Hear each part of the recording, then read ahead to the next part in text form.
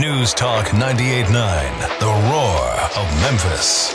Tool Talk Radio with Joe and Allan. Welcome to Tool Talk Radio, coming to you from the Brown Refrigeration Studios. I'm Joe Thorderson with Thor's Hammer, Carpentry and Wood Turning. And I'm Allan Gilbreth with darkoakmedia.com. And I'm Maximilian. Unfortunately, you guys are back in studio today. Yay! Allan, I had to get directions.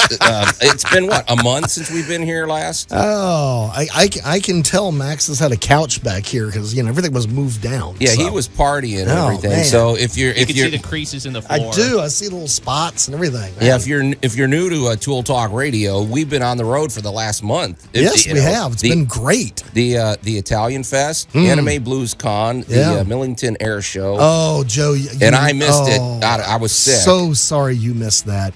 Yeah. You missed Brandon turning into an 8-year-old and running around the tarmac yelling, air pain. Yeah. Air pain. It was great. Yeah, I love the air show. Those guys are great. They do it. They put on a great show, so I was really disappointed to meet it. But hey, I didn't want to spread disease and sickness You were everywhere. a responsible person, and we applaud you for that.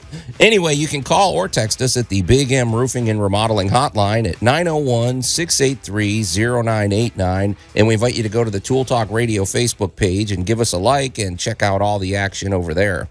Well, Allan, we're calling a little bit of an audible. Our buddy Jay Hill, the guy, okay, he's missed his last 2 slots. He was supposed to join us at the Italian Fest. Busy right now. He was busy. He texted me this morning. He was supposed to come in. He's under the weather now. So this heat is taking people out. Yeah, so we're gonna at some point get Jay back in the studio and our buddy Larry Brown. But so we're flying solo today, just the 3 of us. But Allan, this I'm excited about. We're introducing a new segment in the second half of the show, and we didn't have a confession this week anyway, so it works out perfectly. But this is going to be called Great Moments in Building History. Okay. Now, Allan, this could go back to the pyramids. This could be a modern invention. This could be a big event. This could be anything that celebrates the triumph of building technology or just building, any triumph of building absolutely history. Bullheaded. We're going to do this, and we're jumping in. we're jumping in hot today, Allan. We're going to talk about the 1893 Chicago World's Fair. You talk about a triumph of architecture, building techniques, even landscaping, and just celebrating the latest technology. That was really a pivotal and important moment in history. And in so many strange, bizarre, and seemingly unrelated ways. Yeah, and there's a fascinating book about that we're going to talk about as well, too. So we're going to jump into that in the second half of the show. Allan, we've got, if time permits, I'm not going to tease what it is because I don't know, but at some point we are going to get to a 30 years of stupid, and I won't tell you what it is. We have a must-have item of the week, and Allan, you were triggered coming into the show. We heard a news announcement that people are starting to put astro-turf down in their lawns out west. And I don't know if this will turn into a point-counterpoint because my daughter lives in New Mexico. Right. And I sort of see their point. I don't care if it turns into one. I just want to push the button. He just wants to use the sound effect. So keep that button ready, bud. It's going to be very organic. We don't know where today's going to lead, but it's going to be a rich discussion. But I'm already half triggered. So here we go. Absolutely. So it's all coming at you today on Tool Talk Radio. But before we get to any of that. And now, Tool Talk Radio's weekly salute. All right, Max, I hope you got plenty of music on this one. Sometimes being mobile is a great thing. One of the most revolutionary inventions in the history of mankind was the mobile phone. Can't argue with that. One of the greatest television shows of all time showcased the operations of a mobile army surgical hospital. I don't know what that one is, Allan. Max, the producer, vowed he would never again hire Thrifty Pete's online travel service after he attempted to book a luxury weekend fishing trip out west, only to discover upon arrival that the actual accommodations he'd been given were a general admission pass to a fish concert in Moose Jaw, Wyoming, and a top bunk in a 20-passenger mobile home occupied by 24 unwashed hippies. You got to read the fine print, Max. I've warned you. Is Moose Jaw even a real place? Yes. If it ain't, we made it up. So I don't even remember that event. I was too out there at that time. He blocked it out. All right, stay clear of those hippies, Max. And, of course, on one noteworthy occasion, when Allan Gilbreth was seeking to test the bounds of personal mobility by attempting to jump the Snake River Canyon in a homemade Iron Man costume. He was distressed. Those were good times. Oh, yeah. He was distressed to find moments after liftoff that the hand and boot propulsion boosters were actually too powerful, and instead of launching him in a graceful arc over the canyon, shot him 2 miles straight up in the sky and right into the flight path of a passing private jet, onto which Allan was miraculously able to grab onto the top of the front wing and climb on. And even more incredibly, the lone passenger on the jet was none other than the legendary William Shatner, whom, upon seeing Allan, screamed at the pilot to make an emergency landing and then fainted in shock, as the entire scenario was too horrifyingly reminiscent of this classic Twilight Zone episode, Nightmare at 20,000 Feet. And once they had all landed safely, left Allan in the unenviable, yet not entirely unfamiliar position of having to escort a science fiction actor to the emergency room while dressed in a superhero costume. It's happened before. I mean, Allan, that's a Saturday night at Dragon Con for you. It is. Yes, there is no denying that we are a mobile people constantly on the move. And as such, throughout our history, as we've discovered new sources of energy to power our inventions, we have naturally worked to develop energy sources that are both robust and mobile. So today, my friends, we give you the battery. Now, Allan, I didn't do any research, and I specifically didn't do any research. Well, partly I was too intrigued with your adventure with William Shatner, but the other thing was... So was he. But, by the way, I had enough music. Yeah. But the reason is, Allan, I thought today would be an ideal opportunity to talk about batteries past, present, and future. And so, wow. Yeah. And this is right in your wheelhouse. Right there. And yeah. It's something that we discuss a lot. And full disclosure, I've even come on board. I was brought kicking and screaming into the 21st century, getting battery-powered hand tools. You remember, Allan, and now I have to admit, I use them every day, literally every day. Constantly. And you've converted me, sir. I hate to admit it, but let's talk about batteries, past, present, and future. I got a question for you to tee it off, Allan. Okay. So when would you say, I guess, when did the idea of storing electrical energy first come about? Because, I mean, we've heard of, like, potato batteries. We've heard of chemicals causing, like, even Max brought us a story of the Baghdad battery. That might have been a thing a while ago. But when was it realistically thought about? Do you want to change the question to when did we begin storing power? Whatever you want. However, or when did we start storing electrical power? Well, I'm kind of curious because about the electrical we've been storing power. Yeah. For honestly thousands of years. Okay. Well, let's talk about electrical power then. Well, I think we actually have to start with just plain power, and then we'll take a leap of about 4,000 years. Okay. Of the ability to store work or store power can be as simple as taking a brick and putting it on top of 3 other bricks, and when you want to crack a walnut, knock the top brick off. Okay. Because believe it or not, the act of setting the brick up there stored the energy that you are going to release by knocking the brick off. And when it hits the walnut, it'll crack the walnut. Now, that sounds like a philosophical discussion. No, it is. But maybe it's a mindset. It is. Well, it is a simple idea behind how to store energy. Because the next thing we get to is a clock. So wait a minute. So you're talking about the brick. It's latent potentiality. Yes. There's a word I love using. Yes, there you go. Was stored in the I still think we're getting philosophical, but go ahead, Allan. All right. No, we're not, because that simple idea brings us to things like water clocks. Okay. Where you put X amount of water in a vessel, you have a tiny little opening, and that consistent drip becomes both a timer and the ability to do work. Okay, go ahead. I'm thinking about a lot of things, Allan. All right. Evaporation, whatever. All of these things have something to do with it. All right, we'll jump forward a little more, and let's go to Holland. Okay. Because they got a nice sea breeze. Right. So somebody went, these birds keep flapping around. They can hang in the air and all that kind of stuff. What if I built some wings on top of my, I don't know, grain grinders? Yeah. Instead of having to use the mule to do the work, I can use the air to do the work. Okay. And thus we have windmills. All right. So as we keep coming forward, you see people are trying to store the ability to do work. All right.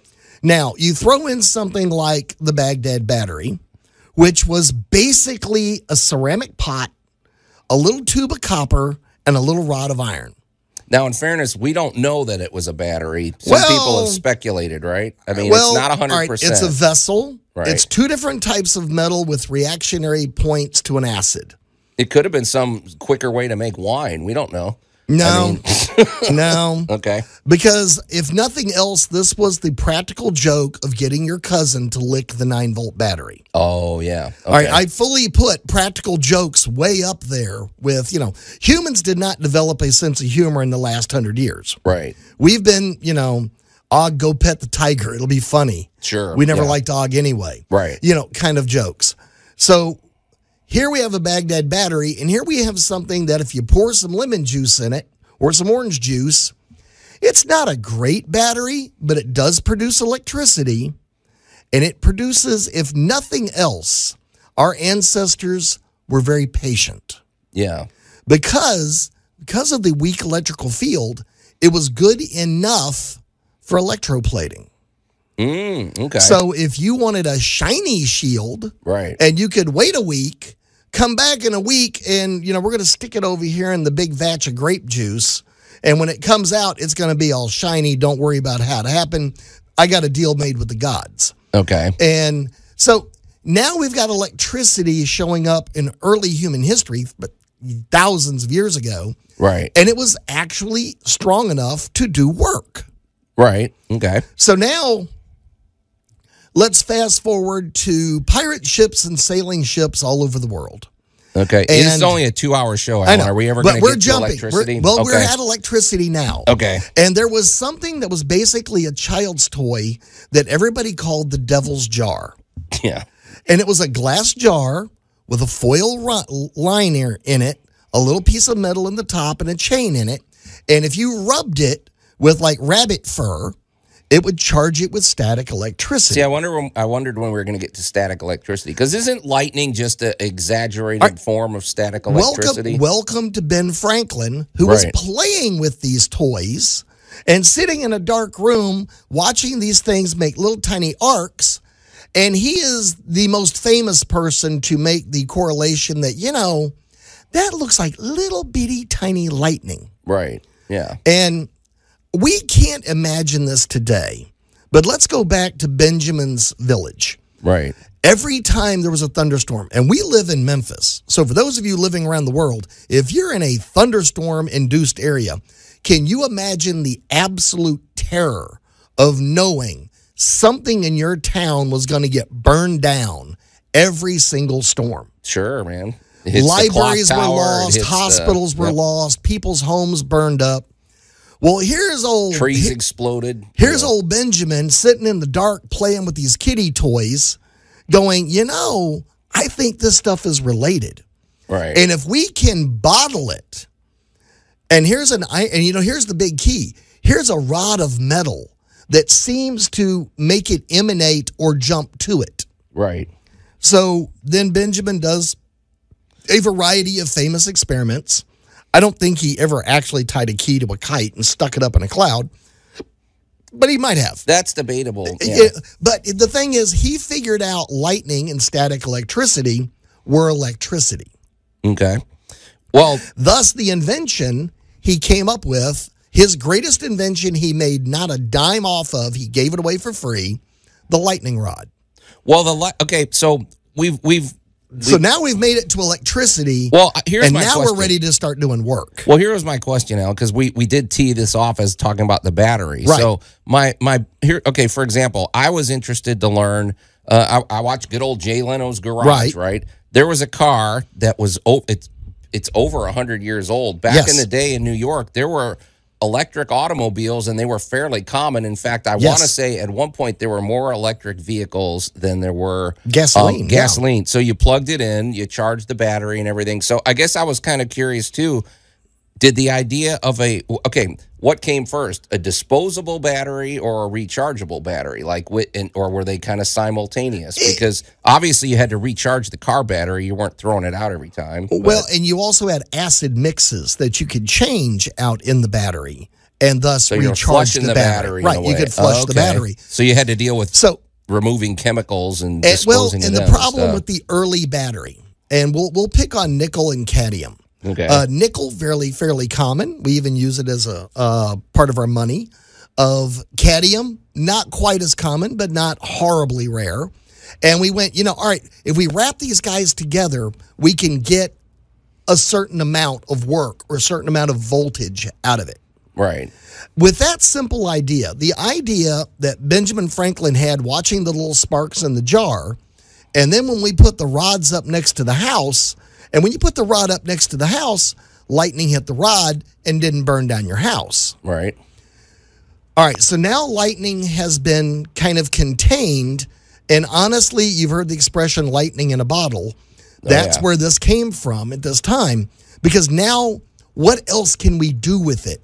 Because if you get like two Baghdad batteries together and you touch the little wires, they spark, or they'll even weld to each other. Right. And so now you're kind of following the process here. And now suddenly when we break into basically the 1800s, which is the realm of the greatest amount of backyard chemistry, figuring stuff out, building railways, being able to get exotic components. Right. Suddenly, as you've pointed out, this is one of the most fertile times in human history for invention. Well, that's because here's where I was going with this. I was just sitting there looking at the history of the battery. You have probably a combination of disposable and rechargeable batteries, although the rechargeable part sounds a little dubious because, like you said, you have to empty out chemicals. It's not quite as robust as we are today. And then I remember growing up in the 80s, man, I had a Walkman. I had that big boombox radio. Right. We were throwing batteries out. We had those big camp light batteries. And then it started to, I don't know if this started in the 90s. I remember going to the store and you could start buying rechargeable batteries. Mm-hmm. And today, a lot of devices, our phones, everything are rechargeable, which makes a lot more sense to me. So, I mean, I feel like maybe the future is leaning, hopefully, towards rechargeable, but then maybe getting, like we said, maybe solar power starts fueling your batteries, and you go stick your phone over in the sun for 30 minutes and it charges or something, but maybe that's the answer to because we don't want to just throw batteries in the garbage. Right. Let's go back to 1898 and let's create that battery. Okay. There was Alan a company, just can't get out of the 1800s. No, okay, I love the 1800s right now. All right. The National Carbon Company obviously had a lot to do with carbon-based products for manufacturing, right? Uh-huh. Well, they created the very first, what we would call carbon-based dry cell, the battery that you used so much in the 70s, because they changed their name a little later.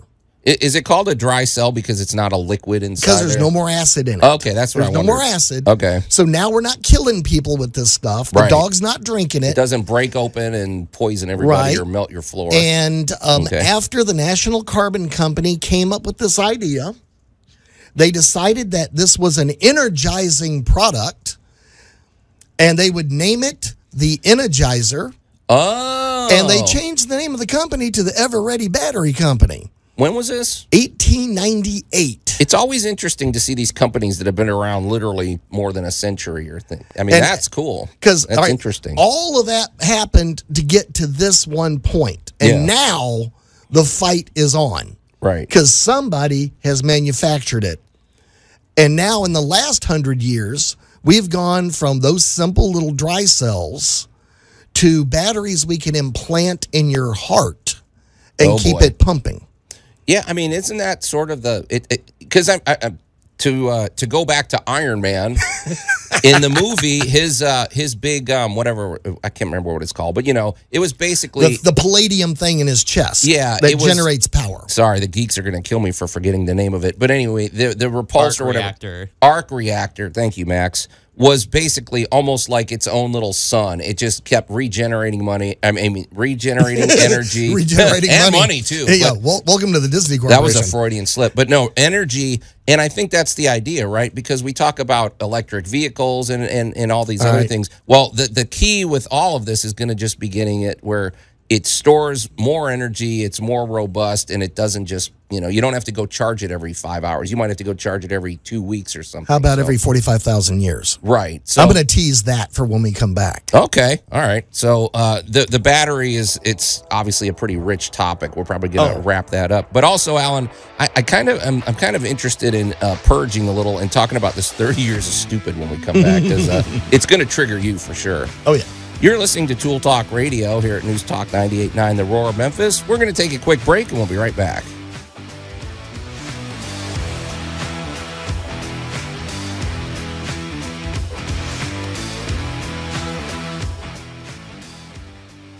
Tool Talk Radio with Joe and Allan. Pay the price for your lack of vision. News Talk 98.9, The Roar of Memphis. Yeah, how many times has that happened to us, Allan? It's an apropos rejoiner, Max, with all that electricity. In addition to the power behind the controls that I also have like a little electricity arc that I could zap Joe and Allan with. Yeah, we got to stay on our toes. Anyway, welcome back to Tool Talk Radio, coming to you from the Brown Refrigeration Studios. I'm Joe Thorderson with Thor's Hammer, Carpentry and Wood Turning, here with my buddy Allan Gilbreth from darkoakmedia.com and our pal Max over there behind the glass. You can call or text us at the Big M Roofing and Remodeling Hotline at 901-683-0989. And we invite you to go to the Tool Talk Radio Facebook page and give us a like. And check out, I've already posted the must-have item of the week, Allan, and it's one you and I actually thoroughly agree on. Well, actually, you and I generally agree on the must-have items of the week. That's not a controversy. We both have them. Later in the show, we may disagree about astro-turf. Although I don't know, I'm not. This isn't the hill I'm going to die on. I'm just more curious because we were listening. Like I said, we hey Allan, never let it be said we don't react to the news of the day. We were literally listening to the news break where they talked about astro-turf going down and being put down in some of these yards out west. And so we may. If we don't do it this week, we're definitely going to, at some point, discuss that. Oh, yeah, we are definitely going to weigh in. It behooves us. Shortly, Allan, we're going to talk about this 30 years of stupid that I encountered. But first, we've been talking about the battery. That was our salute of the day. And also we wanted to, because it's such a rich topic and we're living in the middle, you could say, of a battery revolution. We are really living in revolutionary times when it comes to battery technology. There's absolutely a technological war going on right now trying to figure out the next bigger and better battery. Right, because I think everybody could agree that, okay, it's not great to pollute. Right. At some point, we're going to run out of oil and gas. You can't just keep pumping the stuff out of the ground. We don't, so cleaner technologies, I think everybody's behind the idea. I know at the moment, electric vehicles are expensive, things like that. Even the house battery can be a little pricey. However, once they crack that the whole nut of getting these where they can really, really store quite a bit of energy, getting them where they can be manufactured easy, and they don't have such a bad, they're more eco-friendly, you could say. But I think we're heading in the right direction with this. Well, even Elon Musk, one of our favorite people to talk about on a few shows, has come up with. And so how far can a battery go? Well, the idea is a battery is any small portable item that can generate or store power or electricity. Right. So with that kind of loose definition, we've gone from here have a brick, here have some lightning in a bottle, to, well, we now have the Energizer. We now have the dry cell battery that brought us to today. Right. 20, 30 years ago, we started looking at lithium. And now, as you've said, you've got an entire tool chest full of power tools. We're not talking about a little radio. We're talking sawzalls. And we're talking about, you have an electric lawnmower. Oh, yeah. And I like it. It works great. So, I mean, you're talking about batteries and battery power and the ability to do work being delivered. So where do we go next? What is the next big step? Can I dive in? Okay, I'm only doing this because, Alan, if you get me interested, I'm going to interrupt. Only because I'm just making a small prediction here. Because Elon Musk is definitely a guy that thinks outside the box. And, anytime I can reference Star Trek or science fiction, I'm going to do it. Well, Alan, when you get into your car and you've got these big thick floor mats, and then you get out and you touch the door and you get an electric zap, or maybe you were in your house and you were walking and you got the static electricity, you touch a piece of metal. Okay, well, at the moment when you're drumming up all the static electricity, before you actually go and touch the car or the metal frame, are you technically a battery at this point? You've just charged. So where I was going with this was how soon before we start incorporating our own bodies, our own DNA, our own organic material, and working that into our calculations of battery technology and battery storage. Okay. 10 years ago. All right, so I'm not that far off the mark. No, I'm just thinking of, you are swimming in the deep end of the pool right now. All right. Okay. I just wanted to throw that into the mix. So we are batteries. Okay. We radiate, we convert food to heat. Right. It's basically what we do. There was an entire series of geeky movies about humans being used as batteries. Yeah, it didn't end well for us. Well, they got 3 sequels out of it. So, you got a good franchise out of it. Yeah. Okay. The Matrix, folks, if you don't know what we're in case about. we were talking about kung fu and computers and all that good stuff. All right, let's get back on to Elon Musk. I'm sorry, Okay, I sidetracked you. But, no, you're actually dead on the money here. Okay. Because you have medical clothing coming out in the next 5 years based on your body's motion to power and run the devices. Okay. We have watches that are self-winding by the muscular action of your body right now.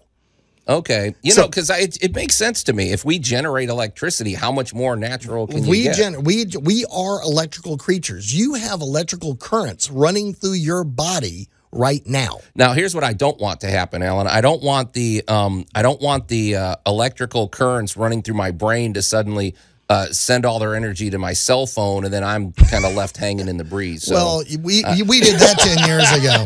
You lose your cell phone, your brain went with it these days. All right. Okay, so the idea here is the motion of electrons. Okay. We need to move electrons. There are a variety of ways we can move electrons. We can spin stuff, which is the number one way we get electrons now. Right. So we have a turbine of some kind, something spins, something moves. We also have nuclear energy.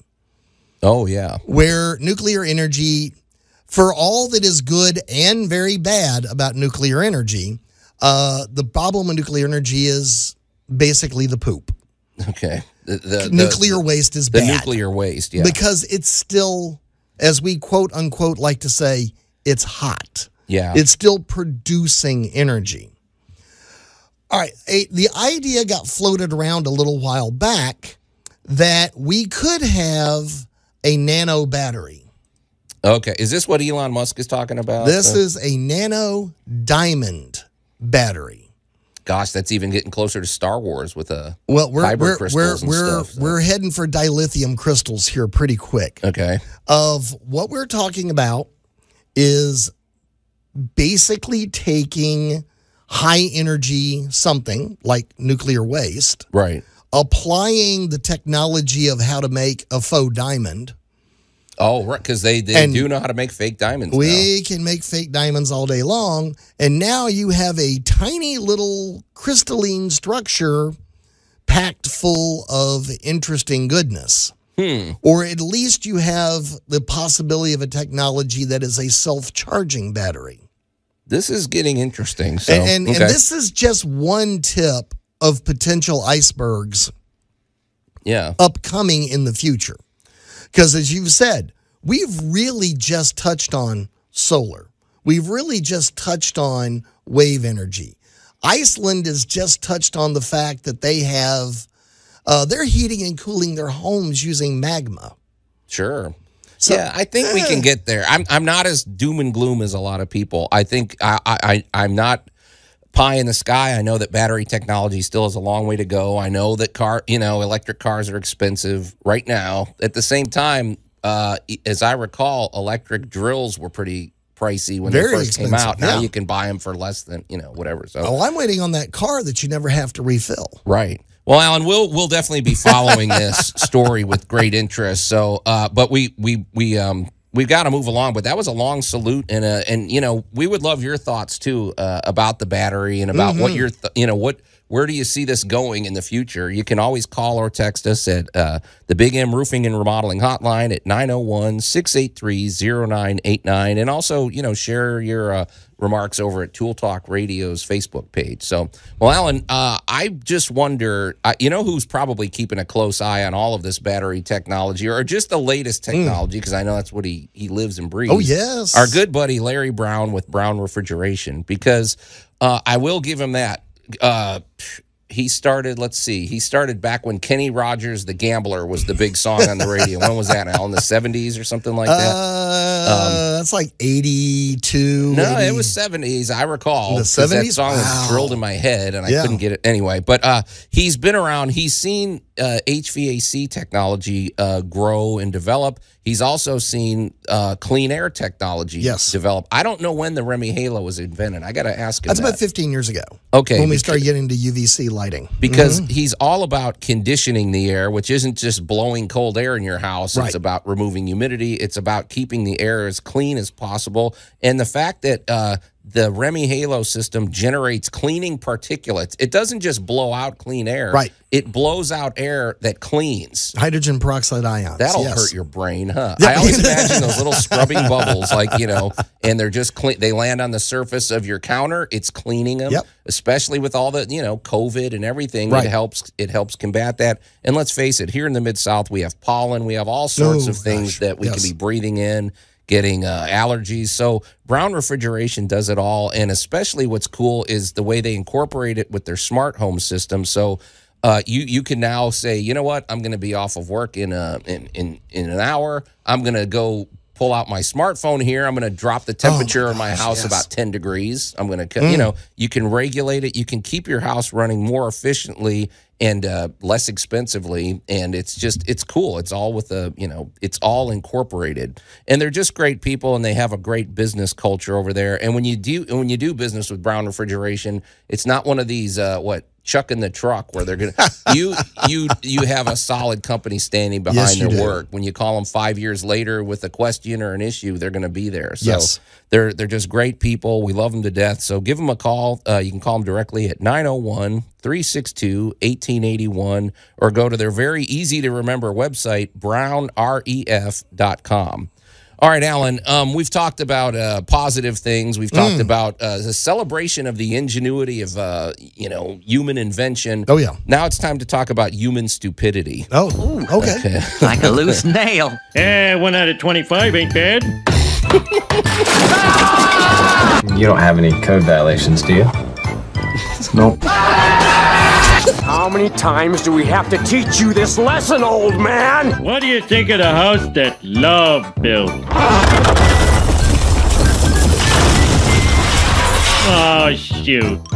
All right, Alan, I would not believe this if I didn't see it for myself. Now, okay, if this happened 100 years ago, I wouldn't object, because I don't even did we have treated lumber 100 years ago? Although lumber seems like it was a little more robust back then. The lumber, it seems it was denser or something. Whatever. Well, we were different lumbers, and they weren't farm raised. Everything was old growth 100 years ago. Alan, would you ever build a fence? This is one of these things you have to see it to believe it. Well, and actually looking at it, you might not know right off the bat that it was built this way, but imagine a fence that was built using untreated 2x4s and untreated 4x4s. So you have a post, because you can buy 4x4s Right, that are yeah, just yeah. good old. They're pine. They're a lot lighter. Have you noticed when you go to the store and you pick one up?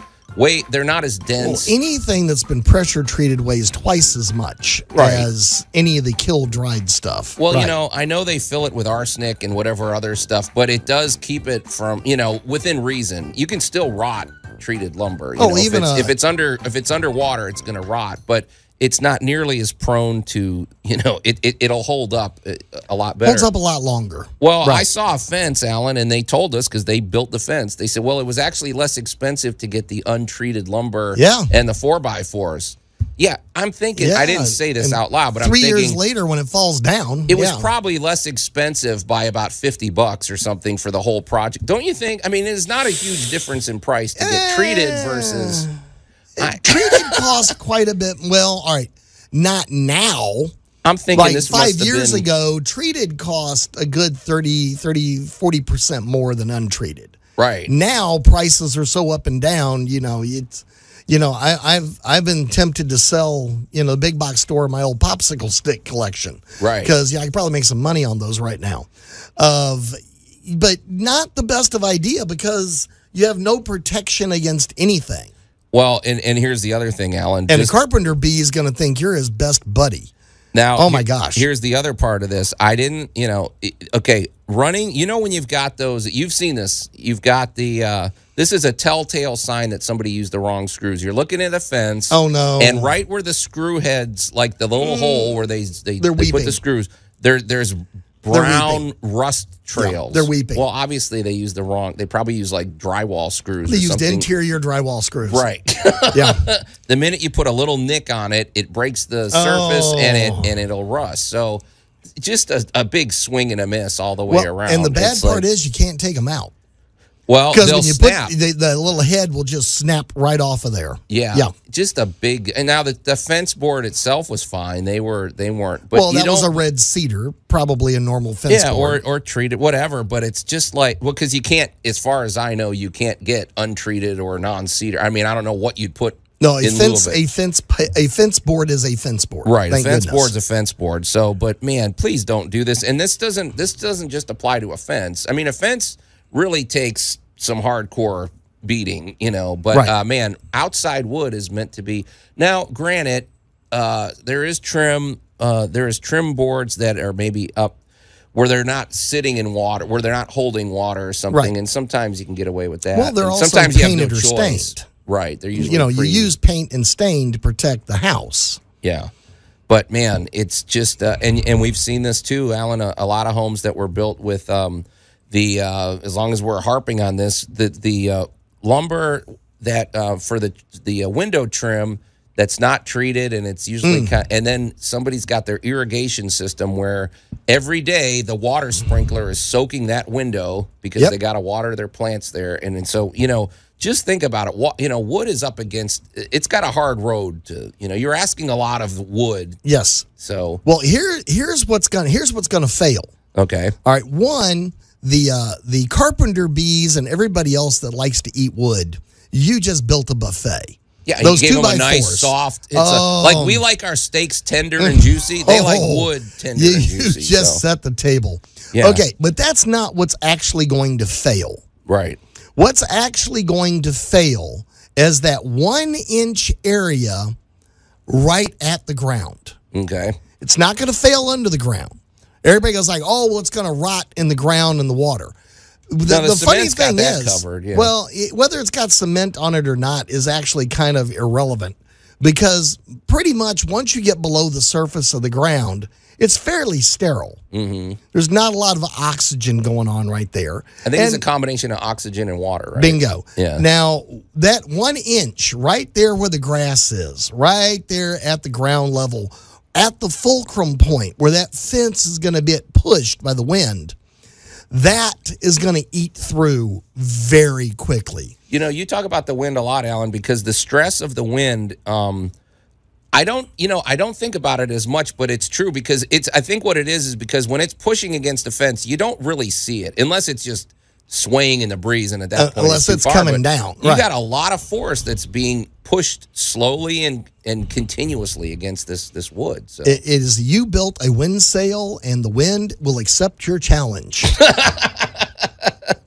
yeah, that's a good point. And it is yeah. going to continuously. Now, you get a day like today where it's 100 degrees, honestly, not exaggerating. Right. Very little breeze, and it's just baking. And Yeah. everybody walks up there and looks at it and goes, see, it's not rotting. It's not anything. It's dry as a bone. It looks great. That's today. Right. Now, tomorrow evening, now that it has been nice and sun-baked, what's going to happen when that little bit of rain starts falling? And it's gonna That stuff's soak going it to up. turn into, as you and I've said a million times, wood breathes. Sure. It moves. Like a it sponge. expands. I do look at wood a lot like a sponge, Alan. You have a dish sponge, you squeeze it all out, you let it sit for a while, and it's dry Dries and up. stiff. But at the same time, I've seen I've seen sponges where you almost feel like you could just snap it in half because it's so dry and Right. So just like It wood. gets really dry and brittle, and then we're going to add a little water to it. And if you want to watch the heads pop off your little boards out there, watch that 2x4. Honestly, this is kind of a cheesy experiment to prove your point. You can take a C-clamp. right. Go out to that fence right now on that untreated wood. Put that C-clamp on it good and tight. Yeah. Now, tomorrow when it rains, go back out Monday and look at it and look at how the wood swelled up around your C-clamp. Yeah. Sure, man. And you'll be shocked that it moved, up to 1/4 of an inch. Oh, yeah. Fence board, not to beat this into the ground, but fence boards, you get a dry spell where, and you'll see a gap in between the fence they boards where it's shrink a up. 1/4 of an inch. Then you go back a week later after it's been soaked with rain and they're swelled up and they're Yep. butted right next to each other. So, Yes. yeah, they definitely expand and contract a lot. So, Welcome to the perils of wooden fences. Well, hey, Alan, as long as we're talking about stupidity, I couldn't resist this. Like we said, we at the top of the break, or actually, at the top of the show, we heard a news break, and the basic gist is what we heard with people out west, which I've lived out west, Alan, and there is not a lot of green, I have to admit. My daughter lives in Albuquerque, New Mexico. She has gravel for a yard. I've been in Midland, Odessa for a while. Yeah. I do see the appeal here, but there's people that are putting astro-turf down on their yards in lieu because they can't grow grass. There's just no, whatever. And you immediately, that triggered you. Yeah. I'm kind of hit or miss on it. Mostly I just see it as a way to collect dirt and grime or maybe mildew. I don't know. But what's your beef? My beef is I'll pick on the state of Arizona. Okay. No, please, if I may. There we go. Well, I'm not sure if I'm going to, like I said, Max, this isn't the hill I'm going to die on. I wasn't triggered like Alan was. I was don't care. more. I'm here to push buttons. Okay, go. He's fulfilling his destiny. Let's be fair, Alan, just to set the table correctly. They were talking about people doing this in Denver. Now, Denver does get rain and all that. My daughter, like I said, she lives in Albuquerque. I lived in San Diego where you got rain 2 days a year. Denver is a mile up. Okay. Let's just start there. Okay. All right. 1, do not move to a alien area and attempt to bring your home with you. Yeah, the Stop desert really it. doesn't want us there. Stop it. Right. These people that want to move to the middle of the Sahara and want a green lawn, no. Okay. Stop. And now, I will say, if you want to throw some astro-turf out there, by all means, do it.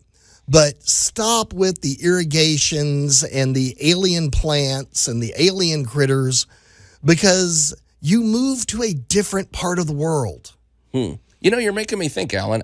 This might be something we unpack in the second hour a little bit because now that you mention it, when I lived in San Diego, they piped in their water from Colorado. Yes. Really, like you said, the desert is not an accommodating place. Why did we set up? I mean, it's beautiful out there. That's probably the whole answer. But yeah, you basically got to bring everything with you. You got to find a new way to, so unless you're a Tatooine moisture farmer, which we haven't perfected yet. So, actually we have, and let's come back to Tatooine Okay. and your pretty lawn when we come back. Okay, we'll. So I knew we'd get some mileage out of this, Max. You know, just get Allan fired up a little, use the proper trigger words, and boom, you've got some content there. But I think it is interesting because all of us, no matter where we live, we have to adapt to our surroundings. Yes. So we'll talk about that. But boy, Allan, when we come back, I'm also super excited because in the second hour of Tool Talk Radio, we're going to do a new segment called Great Moments in Building History, and we are going to unpack the Chicago World's Fair of 1893. Real revolutionary moment in history. You're listening to Tool Talk Radio here at News Talk 98.9 The Roar of Memphis. We'll be right back.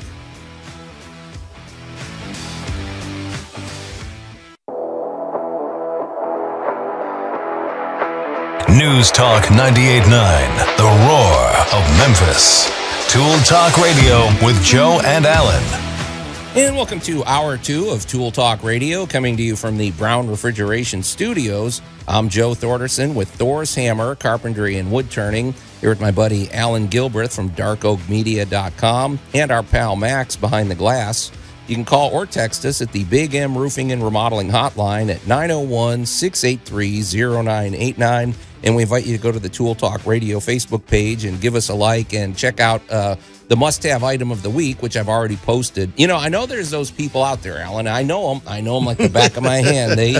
They're the same people that want every spoiler before a movie comes out, or, you know, they want to know all of the things in advance. Well, if you're that type of person, you can find out what the must-have item of the week is before everybody else, before the listeners find out. You know, if that's how you get your kicks. Yeah. Knock yourself out. Sneak over there. And also, one thing you'll discover when you go over there is that Allan has dutifully posted links to all of our past shows, which is a really nice bonus. I mean, I don't know, Allan, 20 years ago or so, listening to past shows, basically, you listen to the radio, if you missed it, you're out of luck. But now, every show is archived for the ages. It is indeed. They can pop over to tooltalkradio.com. Check us out on Facebook. Check us out on Spotify. Check us out on YouTube. Yeah. And, you know, and here's the big thing. Give us a like, click that you like the show, and subscribe. That way you don't miss anything coming out in the future, and we love those algorithms. And, you know, the other thing, Allan, we say this, and I know we're looking at you, New Zealand, and we're looking at you, Dominican Republic. Scotland and everybody. You said that there's listeners that listen from overseas, and it would be nice to get a message from them. I'd love to know what their challenges are. If you live in Loch Ness, what are you dealing with out there? Wow. I mean, home-wise, what is your property, you know? Not only does it have to withstand monsters and humidity and craziness out there, so we want to hear from you. You know, what your home improvement What is the big challenge are. in the Dominican Republic this week? Absolutely, yeah, that would be awesome. Yeah. Well, Allan, shortly we're gonna launch a new segment that we've discussed, and it's going to be a lot of fun. Great moments in building history, and we're going to be discussing the Chicago World's Fair of 1893. However. Before the break, if you're just tuning in, we were talking about something that really triggered you. Apparently, it's becoming popular out west to, you know, you can't grow grass out there. I mean, I don't even know what they do for golf course. I know golf courses, they have to get zoning regulations and everything because they have to keep them watered. But people are turning, they don't want just gravel in their yard or sand, so they're putting astro-turf down. You said something that was very interesting to me because you were bemoaning the what it's going to do to your yard, what sort of critters are probably going to live under there, what it does to your drainage. It'll probably mildew. It's not, you know, it's going to dry out and rot in the sun, I would guess, because it's basically plastic, right? Yes. What I was more intrigued by, though, Allan, you said something about okay, if you move to the desert, don't try to bring your environment with you because you're living, okay, if you lived where we do now, where it's very green and you have grass and you have trees and everything flourishes, don't expect that you can recreate that in a desert climate. Well, and I guess what I was interested in is I feel like the key to our success in the future is adapting to our natural environment. If you live somewhere where there is a giant river like we have, maybe hydroelectric power becomes something that should be looked at. If you live in a place where, you know, so adapting to your environment could, you know, for sources of energy or just the way you want to live, really, I think. Because if you drive, sorry, Alan, I'm on a roll, but if you drive across America today, you find, I hate to use the word cookie cutter, but it sort of is. If you go to a big box store in New Mexico and you go to a big box store in New York, it's going to look exactly the same. You know, it's the same shelving, it's the same restaurants. There is a certain cookie cutter aesthetic. There's a place in New Mexico, Taos, New Mexico, where they've tried to basically fight against that. If you go out there, the architecture and the aesthetic and even the culture, and they've maintained a Southwestern culture out there that they're very proud of. And I kind of wish we would go a little bit back to that because, honestly, like I said, if you drive around the country today, a lot of it looks the same. And I feel like you should celebrate the different landscapes and the different cultures and so did I tee it up enough for you, Alan? Yeah, all right, let's put it this way. Yeah. If you live up north and you have relatively bad allergies, right, I got news for you. And I'm sorry, the Memphis Convention Board can send me a nasty letter about what I'm about to say next. But if you suffer from allergies and you live someplace where they're relatively under control, right, Memphis is not a good destination for you. Yeah, if you came from the Southwest where there's we got pollen, we got trees, we got grass, we got critters now. And I'm talking about specifically for the person who lives in upper Nebraska someplace who has mild allergies there. Yeah. All right, we're going to kill you here because it's not going to change. You're not going to get rid of 8,000 oak trees in your neighborhood. It's not going to happen. Yeah. But when we do move from one area to another, we have a tendency to want to take home with us. Right. And the hardest thing being from out in West Texas is watching people move into areas that really had no clue what they were getting into. Because if you moved into the Houston area, you just basically moved into New Orleans. And the humidity, it's a bayous and it's low and it's seawater and it's, guys, it's bayou country. Yeah. But if you go up around Dallas, you're on the kind of the high plains. You're kind of in a Clint Eastwood movie. Right. Now, you get out to Midland, Odessa, and further west, guys, desert. You're not going to grow that big, pretty St. Augustine grass lawn that you had in Orlando. And the other problem is you're absolutely killing some of the reasons to be there. Well, I guess that's a good point. Part of the Southwestern, and it's not for everybody. I will admit, there's people that they want green, they want humidity, they want rain. They don't want that desert because it takes an adjustment. I can tell you. Big Sky Country, Montana is not where you're going to have a big pretty lawn. Right. You might have 5,000 acres with cattle on it, but you're not going to have a big pretty lawn. Yeah. Part of the problem is, I remember back in the late 70s, early 80s, the Arizona building boom. Okay. Because everybody from places like Memphis that was absolutely dying of their sinuses. As soon as they retired, they wanted to get as far away from water and mildew as they could. Sure. So they picked up and they all started moving, and Arizona became kind of a boom because there wasn't really a pollen count. I think that's what the appeal was back in the day, was just basically for health dry reasons. air, not a lot of pollen. Right. The first thing we did when we got there, dig up all the native plants and start planting all the stuff that was giving us all the problems here. So interesting. When you get into a different geographical area, do a little research, find out, make a couple of phone calls. What are you moving into and what can you expect? Right. Because I got news for you. If you're moving to what we like to call the high country. All right, Denver, I believe is where the story was from. Denver is a mile up.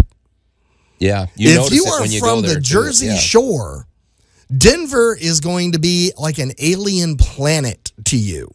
Yeah, because there's no ocean. And you go hiking and suddenly you're like, why am I so out of breath? Why am I, why do I feel dizzy and lightheaded? Up. Yeah, you have changed everything about your life.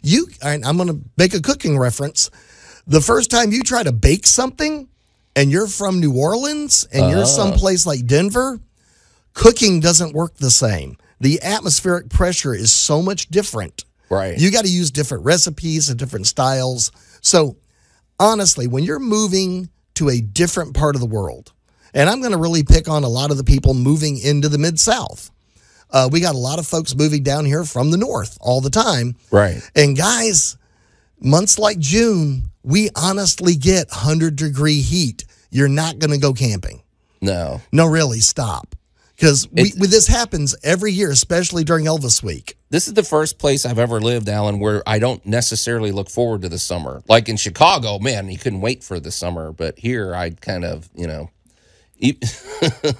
it's like you survive the summer, and I'm glad it's not 20 below, but at the same time. Now, to forgive summer, we have some of the most spectacular falls and springs you could ever ask for. Yeah, and the winters are nothing. I mean, winters, winter kind of comes and goes. So but really be at home with where you're trying to move, because it has so much to do with your happiness when you get there. I feel like this will be a theme that we may revisit. I guess my big thing is, Allan, I don't want the country to just become cookie cutter where every part of America looks the same. I like having a distinct, if you go to the East Coast, if you go out west, if you go up north, I like them to have their own distinct culture. Let's not ruin what makes our environment interesting. Right. Let's keep it distinct and unique.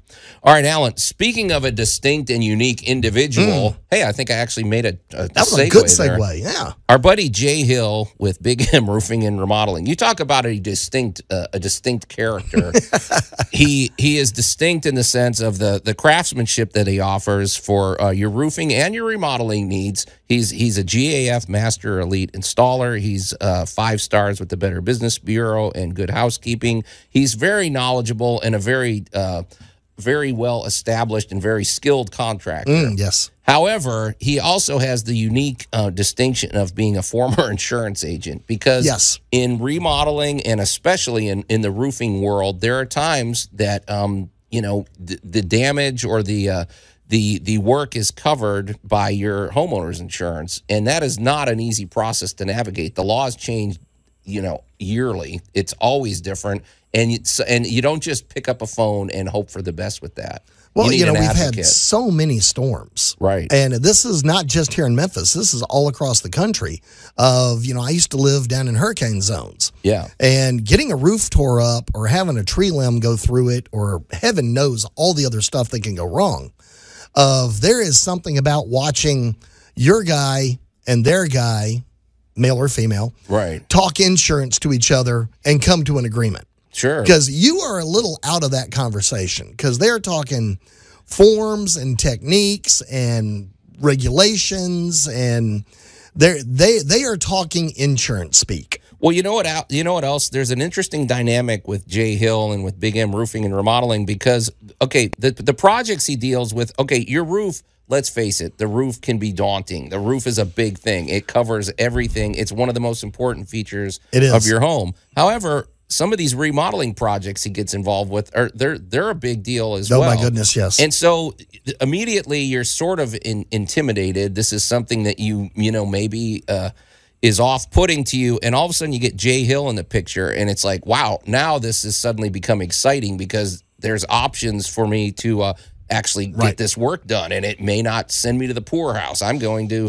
be able to afford this. This is going to have a lifetime transferable warranty. It's just great, and he's such an interesting personality to work with, and like I said, the work is top-notch. He's a very well-established company, so just like our buddy Larry Brown, he's going to be there. When you call him 5 years from now with a question or an issue, he's going to stand behind his work, and like I said, lifetime transferable warranties on the roofing systems. He's a good dude, and he's very entertaining. Like I said, if you're ever bored, just pick up the phone and call Jay and chew the fat, and he'll, he's got a lot going on. He's a character.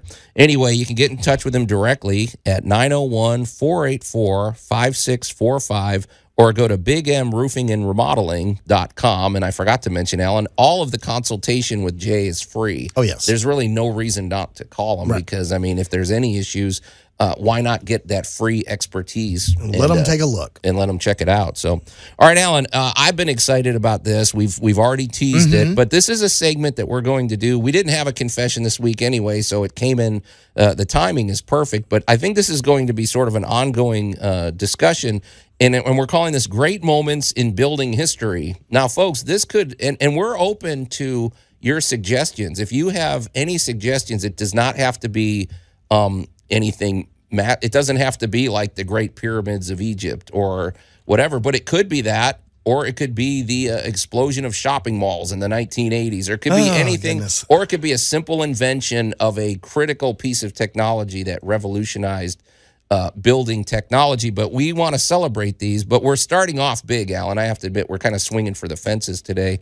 We're going to talk about the World's Fair of 1893. And folks, right out of the gate, if you are not familiar with this, I would just jump on YouTube right now, and you're going to go down a rabbit hole that you're going to learn things. This was a fascinating period. The World's Columbian Exposition. Yeah, right. They were celebrating, which I don't understand why this didn't happen in 1892. I think there was a recession. I can't remember. There was some depression in the country or something. They were working through some issues, but it was the 400th anniversary of the Columbian Exposition. Yeah. So they celebrated, and here's what boggles my mind, Alan. So the World's Fair. For one thing, the architectural style they chose, they basically build a mini city. And I say mini, it's not really an accurate term either, because these buildings... It was bigger than some small cities. ...were massive, and they were very well built. They built them in a classic kind of Roman architecture, and they decided to... And then they had like a mini... what do you call that, for boats and everything? They created waterways. Oh, yeah. It was right up against Lake Michigan. They did their own canals and everything. Yeah, it was very near to Lake Michigan, but it was on the south side of Chicago, which it's still, Lake Michigan goes all the way up and down Chicago. But anyway, Alan, so they built all these buildings, and the thing that blows my mind is this was only a 6-month-long fair. And then they tore down most of the buildings afterwards. So because these structures are amazing. And one of them we're going to discuss shortly is still there today. But there is a lot to unpack here, Alan. So. How many people visited this particular World's Fair? Well, I'll let you say, because I do know the statistic on that.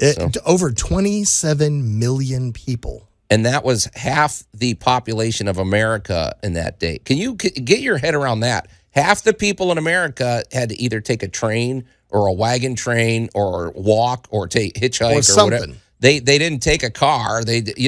And half of them in America went to this thing. That's a pretty mind-boggling. Staggering number. Right. And we'll just say right out of the gate, if you want to read really one of the most definitive books about this, read the book called The Devil in the White City. Now, it's a 2-part story. Actually, it's kind of a 3-part story. It chronicles the building of the World's Fair, but it also chronicles the H.H. Holmes, who was one of the first serial killers in American history, who he created his own.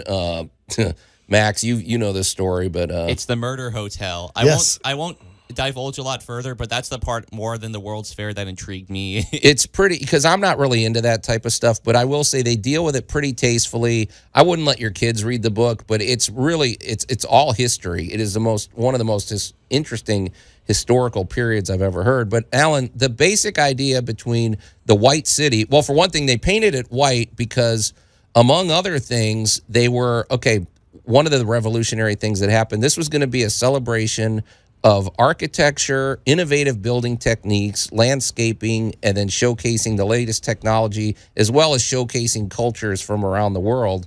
And by painting, so they create these massive structures, very beautiful buildings, and then they made them all white, partly, I think, because they wanted to show off just the lines of the buildings, but also they were going to be introducing electric light, and they wanted something to reflect off it. Well, excuse me, but so they went with white, white city. It was the overall aesthetic and effect that they were looking for here, and when you're really trying to change the look of an entire city, you're talking hundreds of millions of dollars. In this particular case, they opted for almost a visual special effect. Right. And because of what they did, they created this I'm going to say panorama. So as you drove up, as the train came over and you really saw the vista of the city, you got almost the perfect movie poster. Oh, it's incredible. Well, because, what happened was President Grover Cleveland, this was May 1st, and Max, this is going to touch on one of your, I don't know if he's one of your heroes, but one of the people you're fascinated with Tesla. And he's involved in this story. I mean, I'm literally wearing a shirt today that has Nikola Tesla on it. You kind of look like Tesla, too. So, but anyway, he flipped a switch and activated 160,000 light bulbs that were very well positioned. Allan, you and I always talk about the importance of lighting. Yes. They really understood this. And they said people wept when they would arrive because think about it, in those days, your source of light was lamps or, candles or things like that. Something that was going to burn down your house. And suddenly they saw the potential of this new light source. Yes. And it was literally breathtaking. People just, they couldn't believe what they were seeing. Could not believe what and their eyes. this whole experience, you could say, was sort of lit a fuse under the Industrial Revolution in terms of accelerating it. All sorts of inventions came out of it. I want to just throw in real quick. Walt Disney's father was a contractor on the project. Yes. And a lot of people credit that fact with how ambitious Walt Disney was in creating Disneyland and making, I'm sure the White City definitely influenced Disneyland. So we've got a lot to unpack here. Oh, yes. Talking about the 1893 Chicago World's Fair. You're listening to Tool Talk Radio here at News Talk 98.9 The Roar of Memphis. We'll be right back.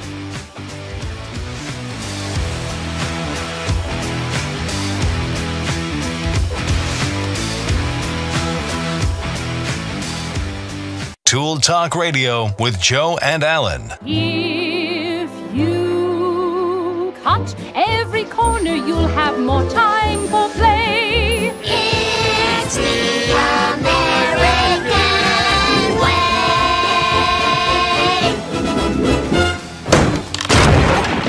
News Talk 98.9, The Roar of Memphis. All right, either Max is tone deaf or he's just purposely trying to trigger me because we're about to celebrate American ingenuity and hard work and dedication, and here goes Max purposely getting me mad. So, all right. Welcome.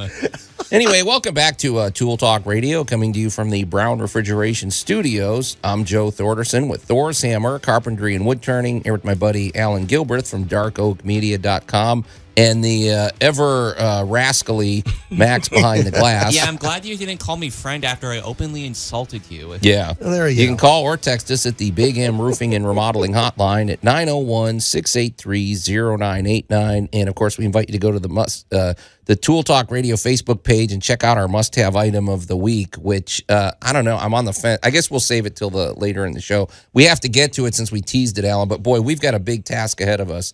We are, if you're just tuning in, we are introducing a new segment, which we've already begun to unpack, called Great Moments in Building History. And today we are swinging for the fences. We're talking about the Chicago World's Fair of 1893, which was such a, if you want an interesting topic, folks, it is just, man, you could spend hours and hours on YouTube going down that rabbit hole and learning about all the innovations. Allan, I'm just going to have to bullet point a few things because I know you want to talk about the electrical the what do they call it? The current war. But before, I just want to throw a few things out there. This introduced shredded wheat. That was where you first came. Hershey's became a household name shortly after this with chocolate bars. This is the first place they had moving sidewalks. The Chicago-style hot dog took place here. Sure. Indoor ice skating. Yes. We're talking 1893, Allan. Yes. Refrigerated, making it where you could skate indoors. The first all-electric facility. Right. And here's what this is one I do want to mention because I feel like from an architectural standpoint, we're always talking about things moving. Right. Well, what they were basically trying to do is because I don't remember what year the World's Fair was that they held in Paris, but basically the big centerpiece of Paris was the Eiffel Tower, right? That was the big steel structure that they constructed, and it was basically, and it still stands today, and that was their big bragging rights. Well, Americans were competitive. We didn't want to, and they basically challenged a man named Ferris to out Eiffel. Yes. And so instead of just a straight up steel construction that was 20 feet taller than the Eiffel Tower, they wanted something new, and he invented the Ferris wheel. Yes. This isn't the Ferris wheel we're talking about at your local carnival that seats a couple of kids and then, with 5 or 6 cars. This one had 36 cars. Each car held 60 people. What's the math on that? That's over 2,000. That's a lot of people. This was huge, because it was massive, and it was you talk about an engineering challenge, and I mean, it could have been dangerous. And there were people that were saying you cannot do this. You're going to kill people or whatever, but they did it. And this was a engineering triumph, and now Ferris wheels are everywhere. Yes. Well, and it wasn't that long ago because 1889 was the Paris. So they they came in 4 years later. It was, I mean, back to back. Right. So Philadelphia did the one in, when was that? 1876. Right. So Philadelphia had theirs, then it went overseas, and, so it's, the World's Fair was a huge, massive international competition. Right. For different countries to really, A, host it, B, show off what they could do. Yeah. I also kind of wanted to make note of this in terms of competition, in terms of the current war. This is just a fun aside, but the bids that were submitted between inventors for letting their invention light up the fair. Edison submitted a bid of $554,000 for his DC current, and Tesla in Westinghouse submitted a bid of $399,000, which was a lot less, but they still won the bet, which I think is pretty fun. Well, the alternating current, and didn't that set the standard? Because I hate to be a jerk, but the more you learn about Thomas Edison and his business practice, the guy electrocuted an elephant to prove his point. He was kind of I'm sorry, he was sort of an underhanded businessman. I didn't, I'm more in Tesla's camp on this stuff. Business in those days was a lot more bare knuckle than it is today. It was ugly. I mean, it was even in cereal. Any of that stuff was pretty brutal. It was, when you actually get the real history behind some of these people, Tesla started working for Edison. Right. Yeah, he started out and Edison really blew it by burning that bridge. And when, Tesla went to him and said, okay, you promised me this, and this when I delivered that, and that.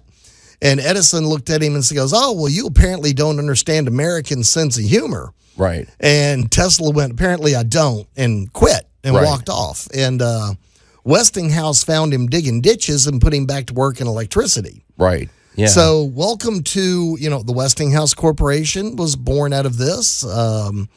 You're talking about I'm just trying to picture, there was one thing to see a city at night with all the lamps and everything lit up. We've seen the movies with Sherlock Holmes and all that.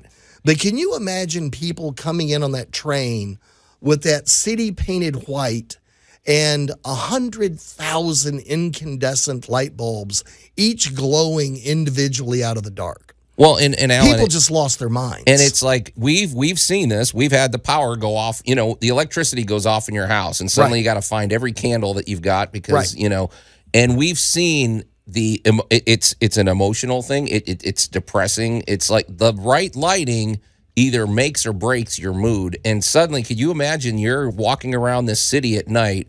It's lit up by electric light, and you're like, I'm never going back to candle. Everybody is going to want electric light from this point on.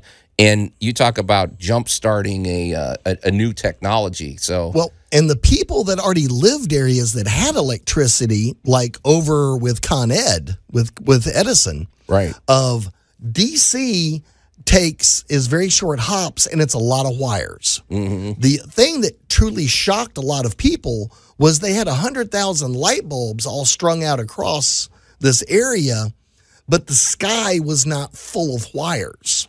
Right. Because that's AC a good point. Was one wire for this long string, not like a Christmas wire lights. to each. Right. That's a good point. Yeah, because when you look at it, that's a good point, Allan.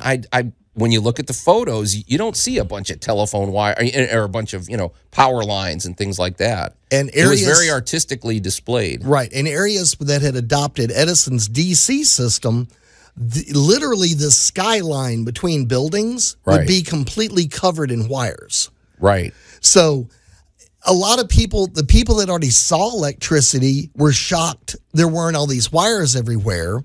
And then all the other people that really weren't blessed with electricity yet were just completely dumbfounded. Right. It's just they wanted it. And suddenly all the buzz goes across the country because don't forget, we said half the population of America was at this World's Fair. 27 million people came through here to discover juicy fruit gum and electricity. Right. How many people went back to their hometown and they're like, okay, I am now getting in the light bulb business. I'm going to do everything I can to start getting, you know. Now, there was also a lot more here because there were a lot of demonstrations on how stuff was built for this.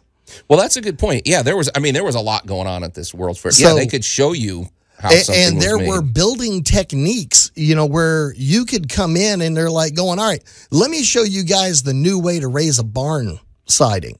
Let me show you some of the new techniques we're using in factories for pre-manufacturing items. You know, I'm sorry to interrupt, but I always interrupt. When you go to a convention, one of the things we've noticed is if you're a young artist, you go there and you do a lot of networking, and suddenly you go home and all you want to do is start creating art because you've met people that have made a living doing art. Well, if you go to the World's Fair, you're going to not only art buildings, but they had the whole engineering segment of this. If you're some business guy and you're like, okay, I didn't even know this technology existed, and now I'm meeting the person that invented it, and I'm seeing applications for it, and this thing really would have just been a nuclear bomb of networking going on. I mean, think of all the businesses that were created at the World's Fair and all of the new innovations and the way people probably started, you know. And we didn't have the telephones back then. We didn't have the internet. We didn't have television. So that's the other thing. It's hard for people to picture at this point, and probably why things like the World's Fair have lost favor in the modern world. You didn't have TV. Right. You had never seen this before. Yeah. If you had never... And even taking pictures back then was sort of a rare thing. You know, you might get the some picture pictures, was there, but... I'll pick on the World's Fair in Philadelphia in 1876, where we've talked about you talk about hating vines. Yeah. Well, everybody back then wanted that English garden cottage look. Right. And they were looking for vines, so they had cottages planted with different kinds of vines to give you that look. Right. Different kinds of plants. And they had an ominous one from Japan that was very popular. Do you know what that was? Yeah, I know. A little kudzu. Kudzu. Hey, Alan, can I build on that? Because one of the, so we should give credit where credit's due. The architects were for one thing, they did this in a really small window of time. I want to say they built everything. Yeah. They had about a 3-year window, but in reality, by the time all the regulations and everything got passed, they had less. They had about a year and a half, maybe 2 years max. And one of the so there was John Wellborn Root, Daniel Burnham, who was sort of the main guy that they talk about in Devil in the White City, Charles Atwood, and then the landscaper was Frederick Law Olmsted. I wonder if he's related to our buddy Brandon Olmsted. But he might be. But the big thing with the reason I was interested in him was Allan, he went kicking and screaming into this. He did not want to be a part of it because what he said is that he designed Central Park in New York. Right. He goes, I'm designing things that you won't even see the results for 40 or 50 years because landscaping doesn't just grow overnight. Right. And so the challenge that he was faced with was making an impressive statement with landscaping, and you had literally a year to do it. Yep. However, that transitioned into the way landscaping was approached in the suburbs and the way so there was a lot of innovative landscaping techniques that are easy to overlook here. But everything, even, you know, as far as like this is where they invented spray painting. Because they had to spray these buildings white. There was just, man, I would really encourage people to just look this up because there is way more than we can even get to. Also consider, we didn't have air conditioning. Right. Yeah. All of these buildings were designed to move a lot of people. Right. And to move a lot of air. Right. So when you look at the design of these buildings, they don't look like buildings we have today where we can rely on electrical power and Now, also keep in mind, there weren't electrical forklifts and stuff like this. This was people power. This is scaffolds. This is hoists. So when we start talking about, yeah. you know, Mr. Eiffel offered to build Chicago a bigger Eiffel Tower. Right. That would have been a whole lot of people and a whole, I mean, imagine building that by hand. See, that's what I was more, I'm really fascinated with just the gumption and the whole can-do attitude, because this just looks honestly impossible. I know the 1800s weren't that long ago, but still, just the height, the stresses, the Ferris wheel. I do not see how they built that, honestly, with the technology they had of the day. Because, like I said, folks, this is not your carnival Ferris wheel. Right. This thing is massive. It's huge. And they didn't have carbon fibers and aluminum bolts. And Right. They didn't have a lot of the lightweight materials we have now. Right. What you had was a lot of engineering. And let me throw in one other little mind-bending trick. Okay. How many calculators do you think there were floating around this place? Good. Look at all the math they had to do on all this stuff. And that is the one thing people shockingly don't understand about what you and I do. Yeah, we just pull out our phone. Half of what we do is math. Right. That's true. It's script. Now, half of the math I do is with a carpenter pencil on the back of a piece of wood. Right. I need something this big, that angle, this, you know, blah, blah, blah, blah, blah. So we do an amazing amount of math. Picture thousands of craftspeople following, and keep in mind, there's no sending somebody a picture of this on your phone. You got to hike over there or take a horse to the other side of the thing. If you need to see the blueprints again, you had to walk all the way back up to the blueprint shed. Right. Copy it down on a piece of paper yourself, go all the way back to your work area and translate it for your people. Right. And they managed to do this in less than 36 months. Well, I want to mention something else, Alan, because what's fascinating about the whole approach to the World's Fair was this was at a point in history when they were just beginning to invent what they called them skyscrapers. These are buildings that were technically over, I think, 16 stories was a skyscraper. Well, they figured out how to put a clutch in an elevator. Right. Yeah, exactly. So this was at a period when you would think that the sensibilities would be to design this to look as futuristic as possible, but instead what they did is they designed all of these buildings to look very classic. They used classic Roman architecture, and yet they were cutting edge in their technology, which I thought the dichotomy is super interesting, that you have that aesthetic. It's very interesting. When we threw in neoclassical, and once again, classical architecture solved a lot of the problems that we're just now confronting again today. So if it ain't broke, don't fix it. So, well, you know, you got to move a lot of people through here. Well, guess what? They moved a lot of people through Greek amphitheaters. Yeah. Well, if we got to keep a lot of air flowing, well, you know what? The Romans figured out air and water flow 2,000 years ago that still work today. Right. Yeah. Which is better than we can say for canal projects we dug in 1910. Alan, you just made me think of something. This is a perfect, I didn't plan this, but we were just talking about astro-turf in what we saw at the Chicago World's Fair was the perfect blending of, okay, if it ain't broke, don't fix it. This classic architecture works, yet we're going to incorporate the modern thing. So that's almost the perfect marrying of concepts we were talking about. Yes. You know, so I want to mention one more thing, though, folks. If you get a chance to go to Chicago, there's only one building left that's was part of the World's Fairs, and today it's known as the Museum of Science and Industry. And I've gone there many times growing up for field trips, and you know the thing about that place, you don't get a sense of it until you actually go there, how massive it is. You cannot, it's almost physically impossible to go to every exhibit or to see the entire museum. You literally, if you get to see half of it in a day, you're doing pretty well. But Max, you've been to the Museum of Science and Industry, right? I mean, the most notable thing that I remember when I was a kid is that I've always been I'm a big fan of like military technology, military history. And one of the things that kind of struck me was the big submarine in there called the U-505. Like, how the heck did they get that?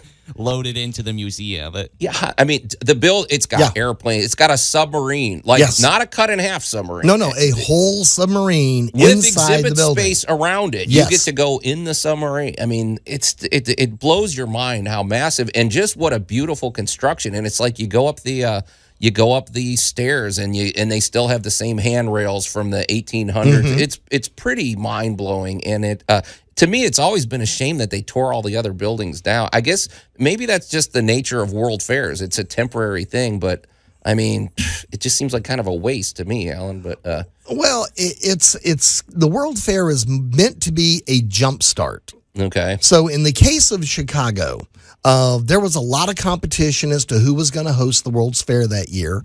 So the cities really put their best foot forward and understood they were going to spend, especially in that day and time, a colossal amount of money. It's a huge business calculation. It's a huge business investment. Right. But, all right, so they allocate a massive amount of space for this. In less than 36 months, all of this takes place. In 6 months, half of the country comes through Chicago. Well, and actually, back in the day, you mentioned something else, Alan. The competition among business people was fierce, and if you built the World's Fair, no matter how impressive it was, if it did not turn a profit, it was a humiliation, and they did not turn a profit, if I remember correctly, till about a month or two before the fair ended. They finally crossed that wire, and so they had that bragging right as well. But honestly, something this massive, I could see it losing millions and millions of dollars. Easily. I mean, so just it was a triumph in many ways. There were a couple of there was a fire that happened. One of the buildings had some fault in the attic with ventilation or whatever, and I think some people died during the construction of it. So, which I guess was not unheard of in those days. So there was that, but overall, it just was a huge triumph in building. Then picture what happened immediately after this World's Fair. Right. Look at the sheer explosion in this country between this World's Fair and World War I. Because so many companies were launched. So many things that we take for granted today were ideas that began taking place. And keep in mind, they were showing off cars. Oh, yeah. No, at this thing. We have a hard time, but, honestly, there was a car display next to a buggy whip display. Right. And both of them were doing well. And think of the poor buggy whip person looking around going, okay, how much more time do I get with this? The buggy company was the Pontiac company, and they went home with some good ideas. Okay. Well, Alan, we could honestly spend weeks talking.